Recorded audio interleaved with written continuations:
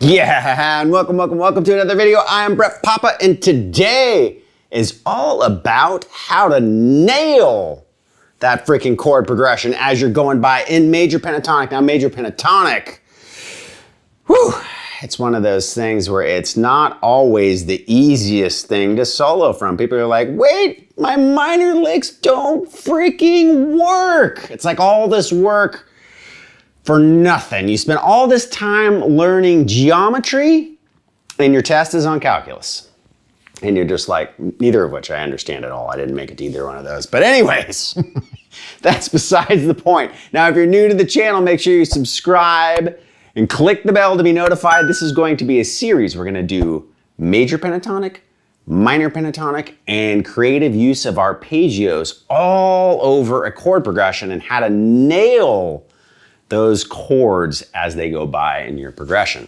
Okay, so the deal is when you're playing over a chord progression, the whole secret is you gotta nail the tones of the chord as they go by, right?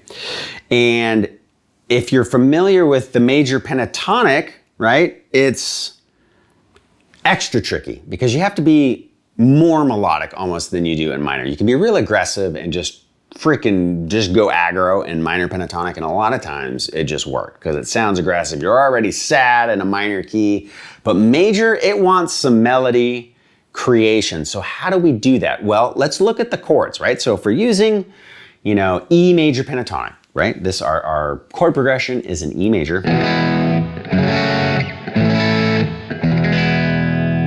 Let's find within our shapes, is there an E major chord, okay? So if we're using E major pentatonic, in this first spot right here where I did a majority of my chords, I could do the whole progression right here.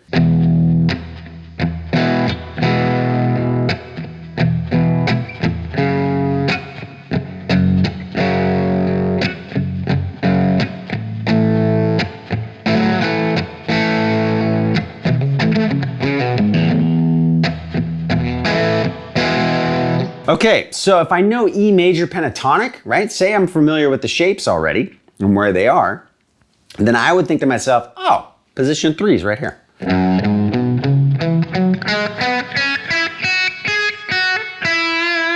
Now, if you didn't know that that's position 3, well, now you do. I'm talking shapes. When I refer to the pentatonic shapes, right? I refer to them as if like this was position 1. And then position 2 and so forth. Some people like to start with a root, and that is a valid way to do it. But just for simplicity, I refer to shape 1 as shape 1, shape 2 as shape 2, and then that way within major or minor, you can always just think shapes because it's actually more important to think about chords when soloing than, what starts on the root or whatever. Okay, so you'll see why in a second. So let's just say this is shape 3. Inside that shape, I have this E chord right here. Okay? This is called an E-shaped E chord. It's all 6 strings, E. Now, super important, don't forget about, you're like, oh, there's that E chord. I'm gonna stick to those notes right there. There are always octaves. Don't forget the octaves. That's a huge secret right there. When you're looking at a chord shape or a triad, and especially if it's on a lower section, right, in the kind of the middle area of all the strings, think about the higher octaves, right? So check this out. Okay, got it. So now I can do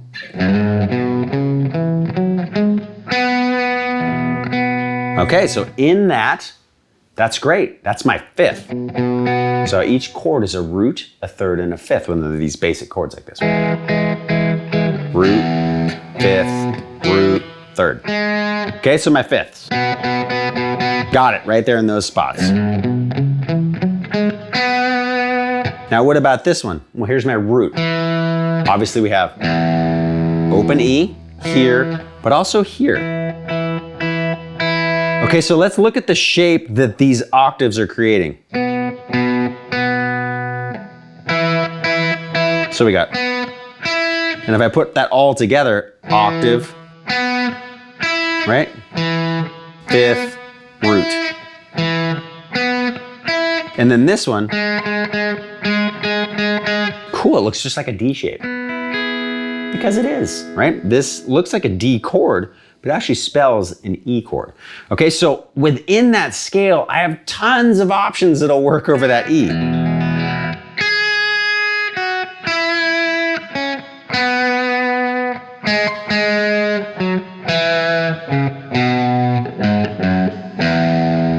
Right? There's actually more than that, but that's enough. So when I played over that E chord,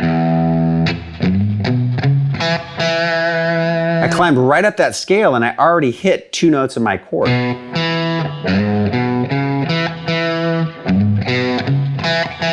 I really accented those 2 notes, right? Now, there's a chord progression. So I can't just think E, I gotta think F sharp, minor coming up, and also the A chord.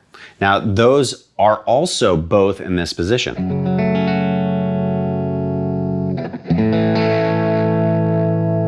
Or here, right?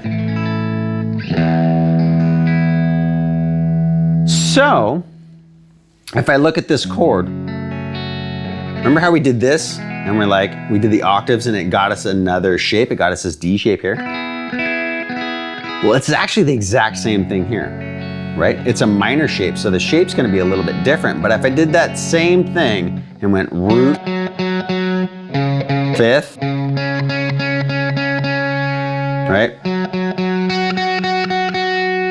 And then third, I got a D shape, but now it's the minor shape.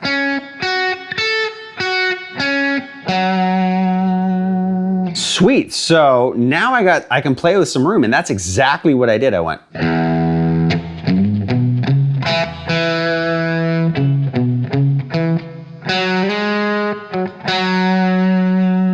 Okay, so I slid up, and now I've caught the root of that F sharp minor chord, okay? Now remember I said it was here, right? So we got.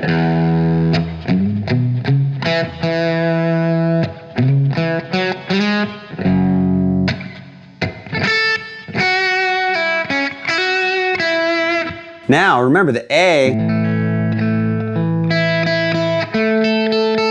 and we also have an A here, so we can.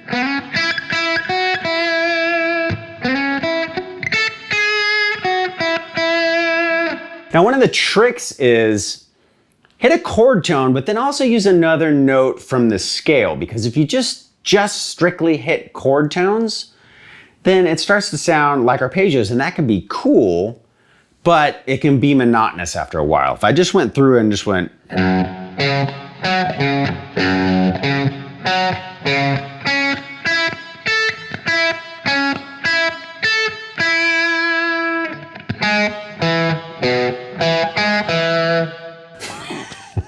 Not all that exciting. So what I typically do when I start out is I'll take one chord tone and then use one of the notes from the scale right around that chord. And that starts to build a little more excitement, a little more melody, right? So.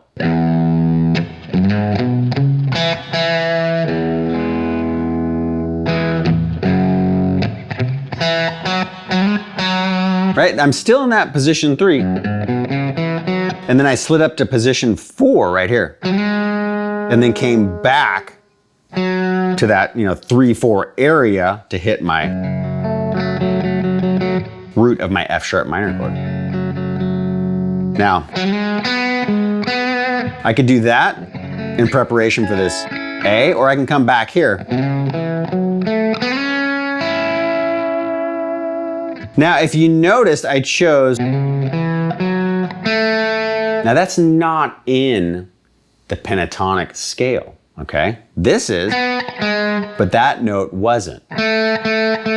This is the beauty of seeing the chords, especially when you're playing in major pentatonic. That is a chord tone from an A chord, totally valid note to hit. So I climbed up.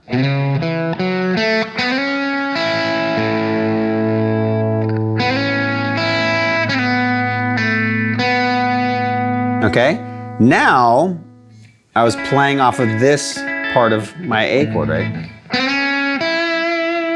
Now this would be position 4 that I'm playing out of right now, right? But I'm really actually targeting these A notes, which again are not all in that scale. This note isn't, okay? But my E chord's right here, and my scale shape goes. So I could go and get a cool melody that way, right? So.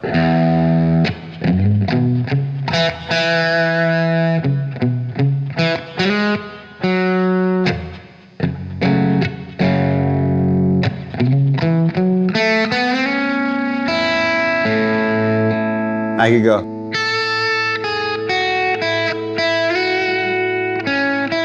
And then.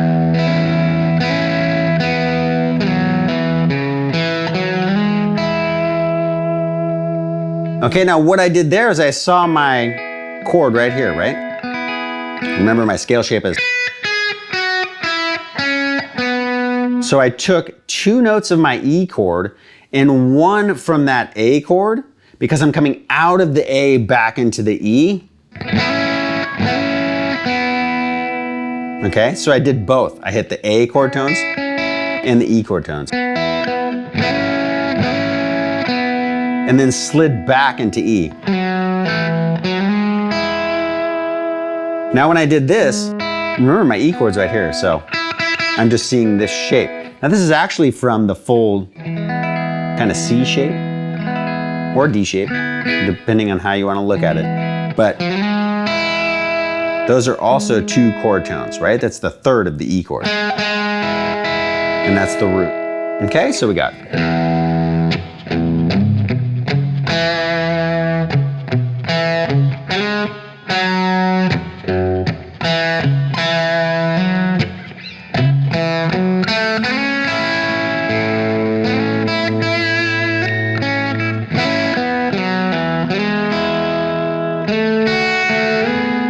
Here's my E.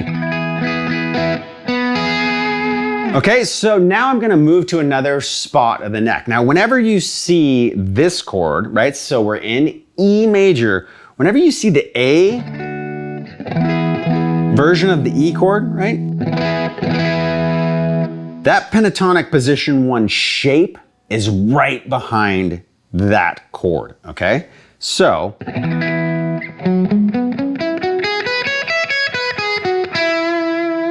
and that's also how you hammer the chord tones there. Think of this finger and this shape, right? You can. There's my root, 5th, octave,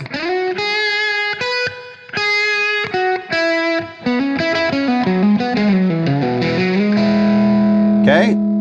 Definitely hammers those chord tones using a pentatonic shape. In this case, shape 1, okay?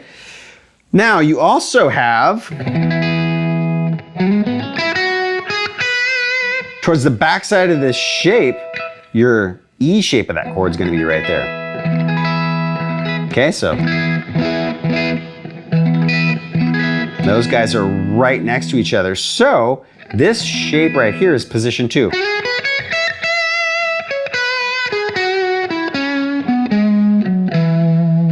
Okay, so cool, I got.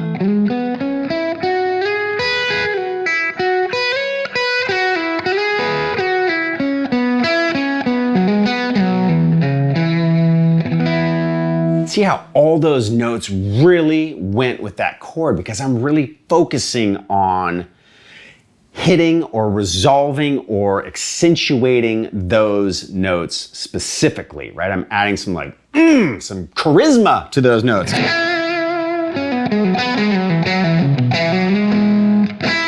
Right?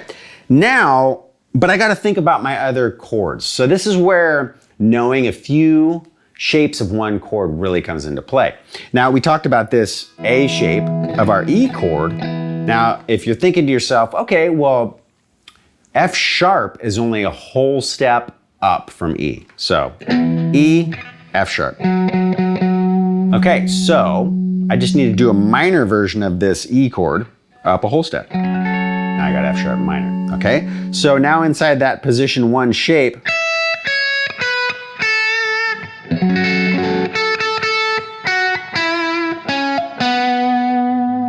I could go here. All right, this is the 3rd again, right? So now I got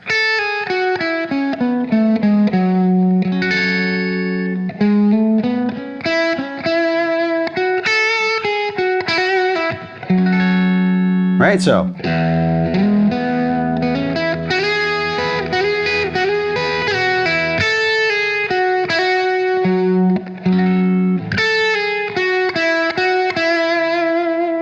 now here comes the A chord, right? So I just stuck to one spot to hammer that F sharp. I could go outside of that. I could go up to here, the octave, right? You could bend into it.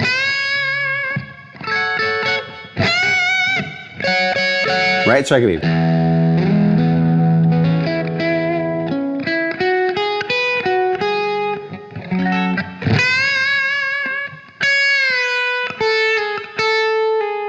Or.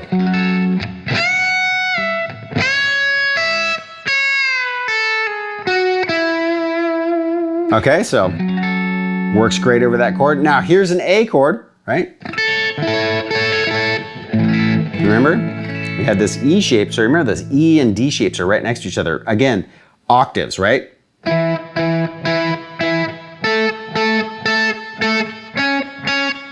I can't stress enough how much you should think about those octaves, because it's really the key, right? You could learn just these notes and you're like, okay, well now I'm stuck, what do I do? Well, if you look at the octaves, it's right here too. So that gets you into another shape. So it really helps with movement from one shape to another. You use those pentatonic shapes like as the highway to get from one target destination to another, right? From your house to where you're going, right? So from here to here. Okay, so over that, I can do, notice it had a lot of the same notes as that F sharp, right? My F sharp's here. There's just one note difference, right? They share those two notes. This is the different note. F sharp would be here. That's part of your A chord right there. We have the A here, but we also have an A here. Okay, so we're still in position 1.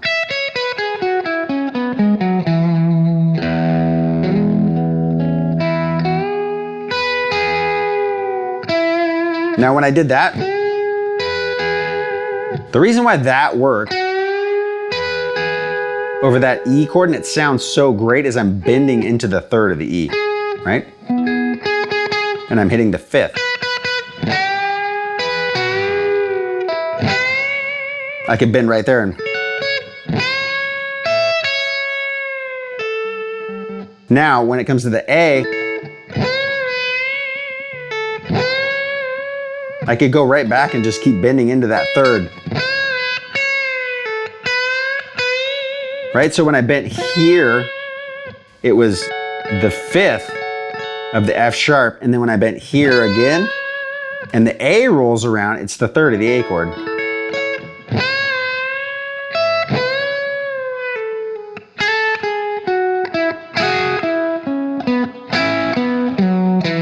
And then back to my E.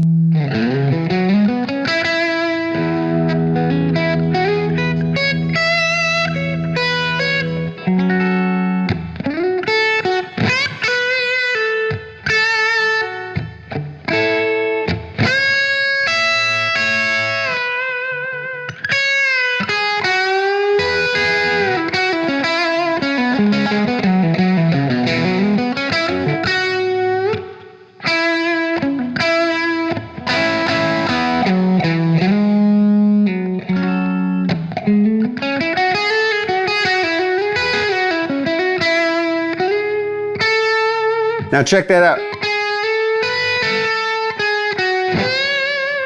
Right there, if I think about my E chord and my A chord, right? Third of the E, root of the A, and then position 2's right here. It gets you cool, like.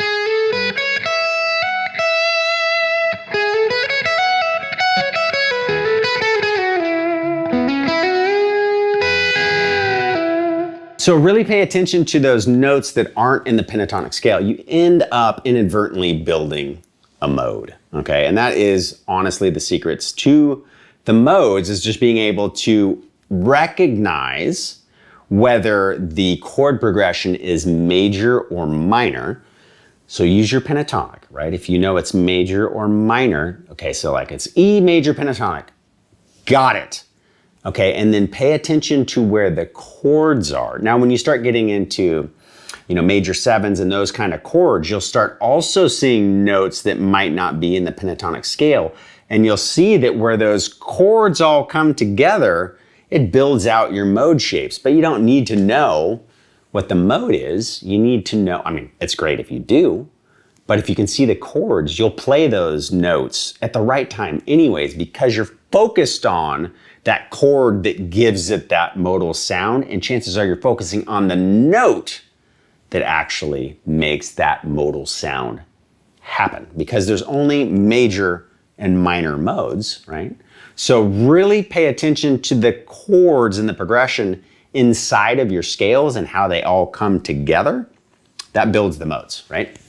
And so it takes away all the mystery to modes like, well, it's the fifth of the dominant root 6/9 built over the G7 chord that actually pulls it into quantum Dorian pentatonic. It just like, just look at the chords. Then go back and listen to the person's explanation of the modes and like, oh, the chord progression is, oh, okay, it's a major mode. Oh, there's my major pentatonic. Oh, look at those chords, they fit. Oh, that's the shape he's talking about. Why didn't he just say pay attention to the chords? I'm just kidding. That's my hack. It's my excuse for my inadequate. Hey, can I even say that? No, I can't. I was going to say inadequate. There, I just said it. Inadequacy. My brain's just like, no, no, no. On my inadequate theory knowledge. Actually, I am learning. I'm actually studying myself, but I keep coming back to, well, that's just a chord tone right there when I start learning the modes. And then so my brain is just trained to think chords, chords, chords, chords, chords, chords, chords, chords, chords, because all the pros I've ever hang out with just say chords, chords, chords, chords, chords, chords, chords, except a couple one. And you know who's really good at explaining the modes? Rick Beato. If you want to learn the modes, watch Rick. Justin Sandrico too. Very good. Robbie Calvo, who's coming out with a course on my site, modal master. Those three are awesome. Corey's great too, but he doesn't do a lot of mode stuff. Robbie Calvo, look up these guys. Rick Beato, Justin's really good at the modes too. Okay, so those three guys, if you want to learn the modal stuff. Okay, so there you go. That's my teacher plugs for the day. Anyways, so the trick is just finding those chords inside your pentatonic shapes.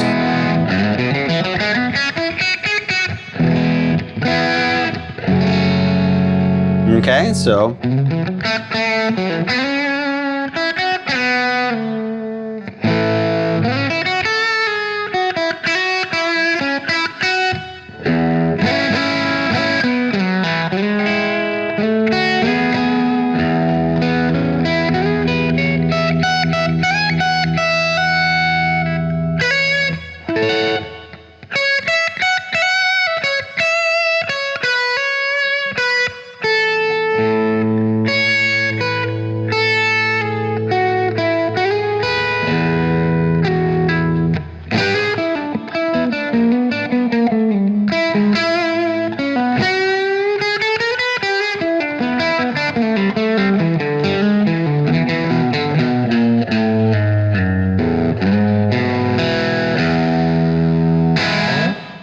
And I just gave you a sneak peek at lesson number 3 coming your way. So if you're new, subscribe, click the bell to be notified, because this is a series and you'll get to know minor pentatonic next, and then how we mix major and minor together, which is the most fun you're ever gonna have.